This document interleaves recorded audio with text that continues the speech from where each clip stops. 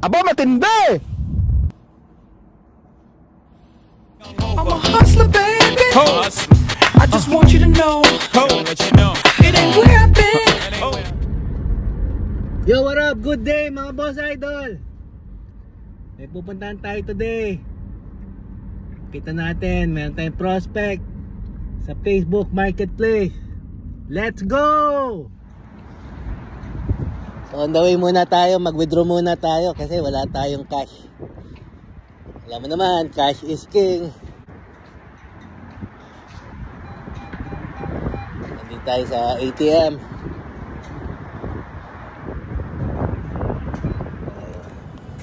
So mag-withdraw muna tayo dito.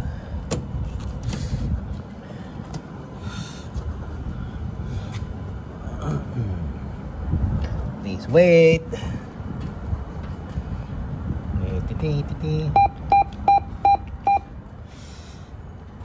Lamig. Withdraw. Ito. Tignan muna natin. Other mode.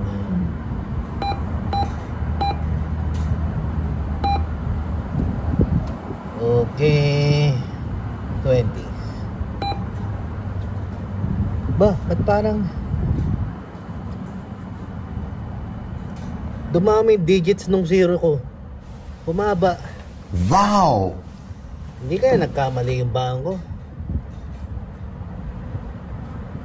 Hindi kaya nag-deposit sila sa account ko accidentally? Pabayaan mo na.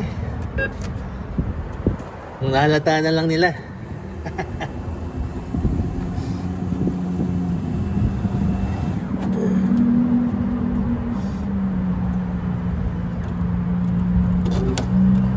Okay, let's go. Let's go shopping now. Wow, ang bigat! On the way na tayo doon. Makulimlim, malamig yung weather ngayon. Ayan, nakikita nyo. Ang lamig.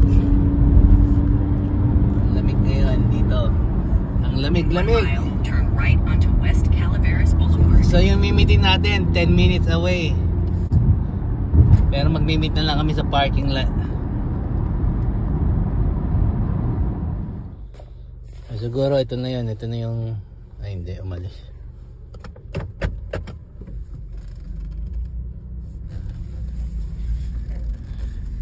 So dito siya nakatira. Message ko muna. So katatapos lang yung transact namin nung seller. On the way home na kami. Kita nyo, ginabi na kami. So mamaya i-flex natin kung ano yung binili natin pagka uwi.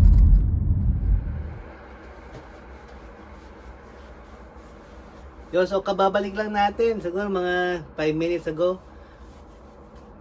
Ginabi na tayo. So it took us like about 30 minutes. Yung ka-transact natin sa Facebook Marketplace. So ito yung mga in-scoop ko for today. Pero bago dyan, cheers muna mga boss idol. Cheers!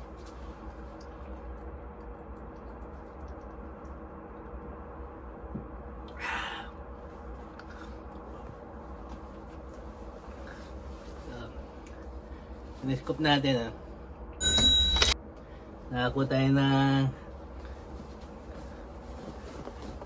ng active na J130 zip up. Yan. So ito 3 times na natin na i-counter to. Yan, pa-flash ko dyan. May screenshot dyan. So ito na yung pangatlo kong times na nakahawak ng ganitong jacket. Yung una nabili natin sa Goodwill. May embroidered siya dito. Then kaya lang yung size nun, size small. Kaya binitawan ko yan. Ang ganda pa man din sana, no? Kasi new with tags yun eh. Kaya lang size small. Binenta ko na.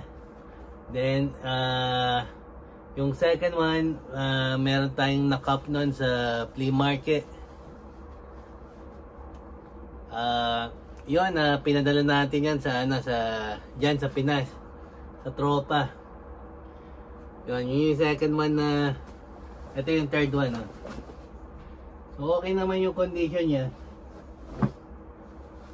Kaya lang cups niya medyo chewed up na. Pero magagawa naman to ng paraan. Ayan.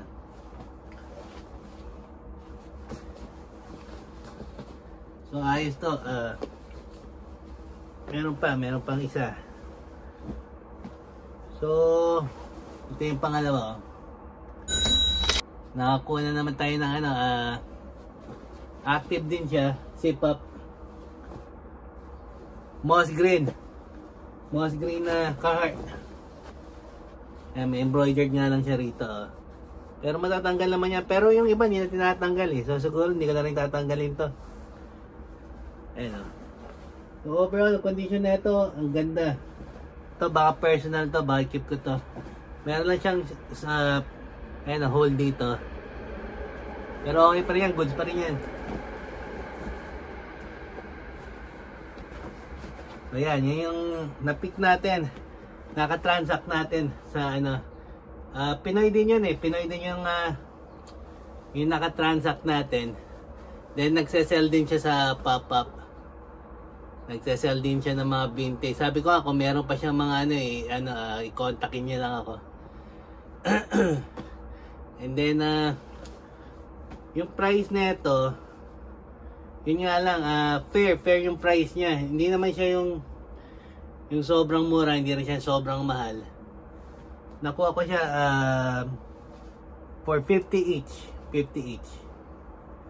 Bihira lang tayong bumabaril ng 50 each, no? Kasi mataas nga siya.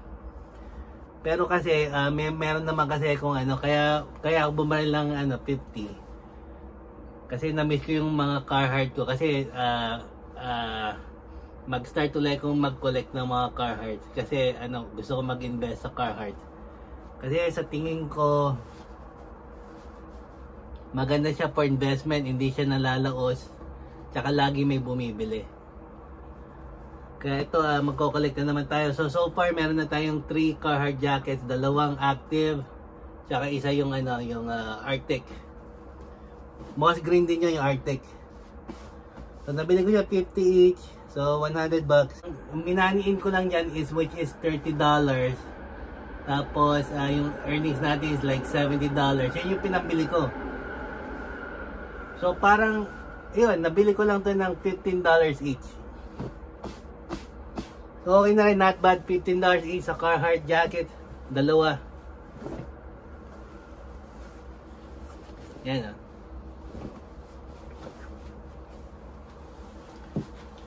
Yan, close up natin.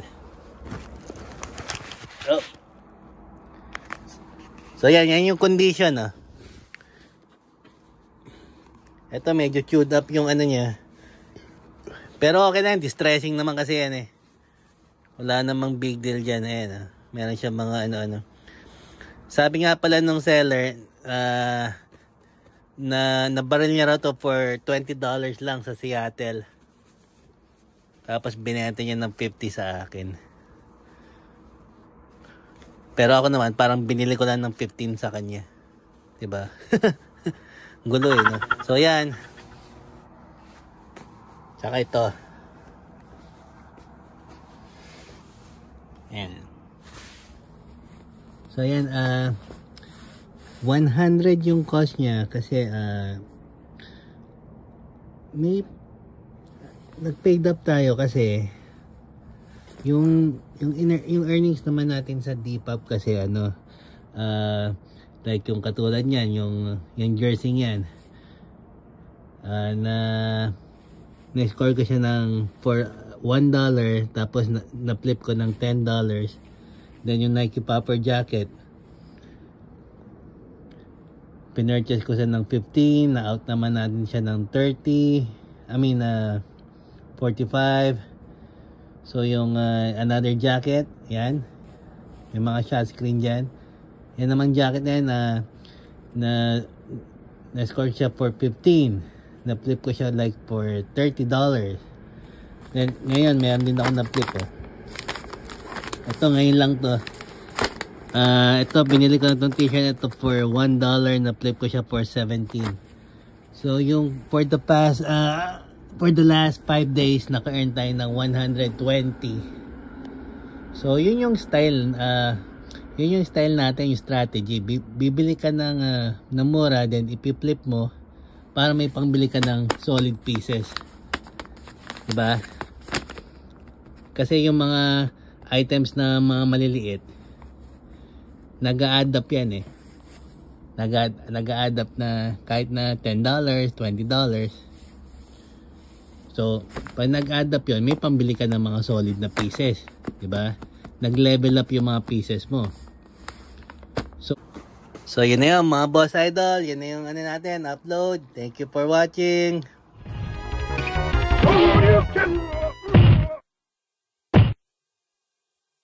You win. Perfect.